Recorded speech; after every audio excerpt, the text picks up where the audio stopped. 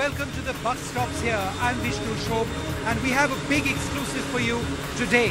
I'm on board the US super carrier, the Theodore Roosevelt, out in the Bay of Bengal for what is called the Malabar series of exercises.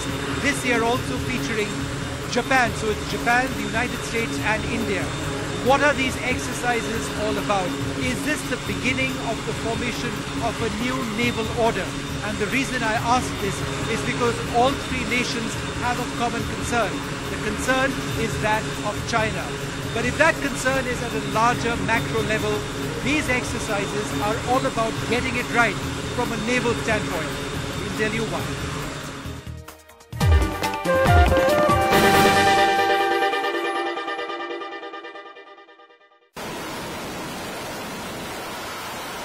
The deafening roar of a US Navy FA-18 Super Hornet blasting off the deck of the super carrier her crew call the Big Stick, the USS Theodore Roosevelt.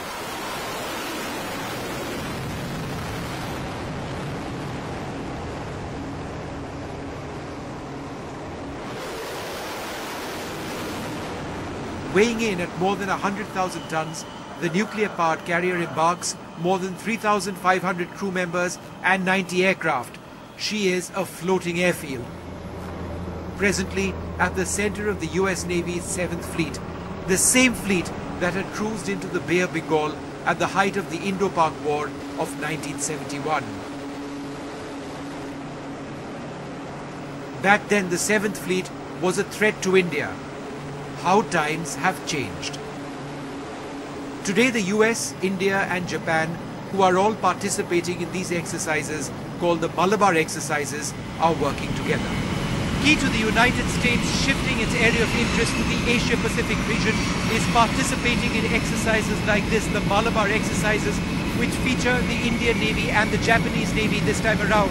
It's no coincidence that these exercises are being held in the Bay of Bengal. Everybody is wary of China and a growing Chinese presence in the South China Seas and also in the Indian Ocean, which is why all three countries consider these exercises to be very important. Neither is China oblivious to what is happening off India's eastern seaboard. An article in the China Daily, a government mouthpiece, states, the US concept of Asia pivot revolves around isolating China and creating a block of regional and extra-regional second-tier powers to strategically suffocate China in the 21st century. These second-tier powers include India, Australia and Japan.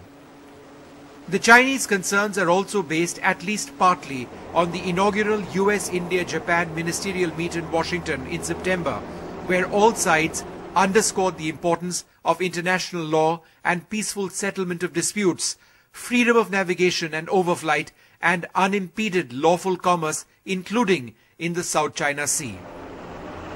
At the Malabar exercises, however, China is only a distant concern. The most immediate task is to ensure that in these exercises, an Indian submarine lurking in these waters doesn't come within torpedo range of the Roosevelt and her escort ships.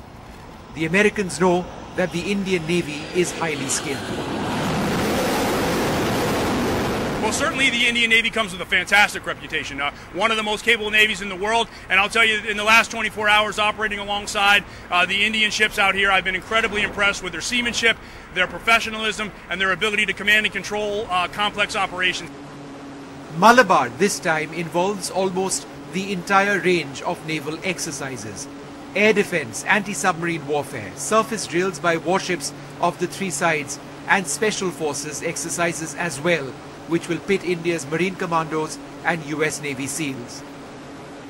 And all three navies are rotating through and taking the command and control for the individual serials, as we call them. And so far the Indians have controlled at least 2 or 3 of those and have done a fantastic job. The exercises go on till the 19th of the month, exercises that bring together 3 close allies and friends. But whether these exercises eventually result in the creation of a naval order in the Asia-Pacific region is a larger question that remains unanswered, at least for the moment. On the deck of the USS Theodore Roosevelt with N. Sukumar, Vishnu Shom for NDTV.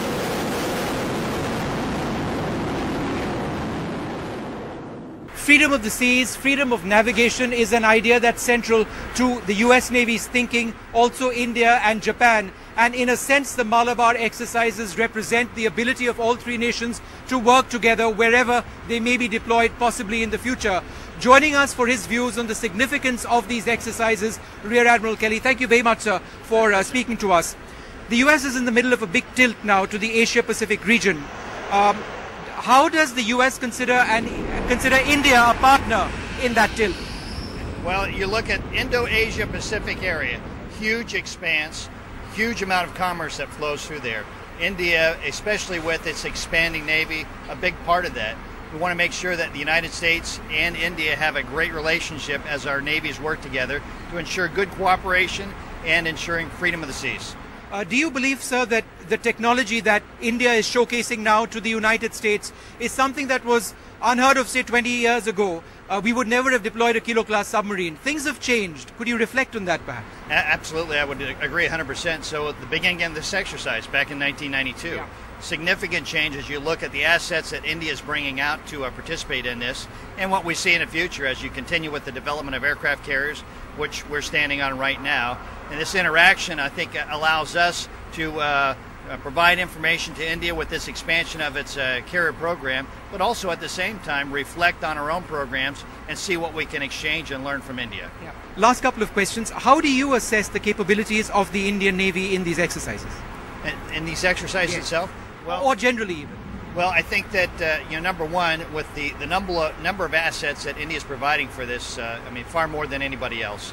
So the fact that you're hosting the exercise from India, considerable amount of assets coming from the host country. That's kind of to be expected.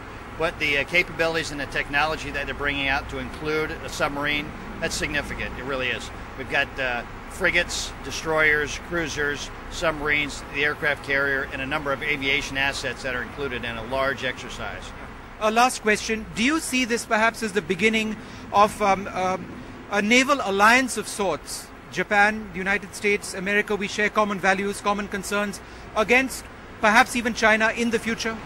I would hate to say against any particular country or any particular focus area. I think the fact that these three countries, very powerful countries, working together, ensuring that we have a good freedom of commerce exchange flowing through a very, very important part of the world, it has to happen.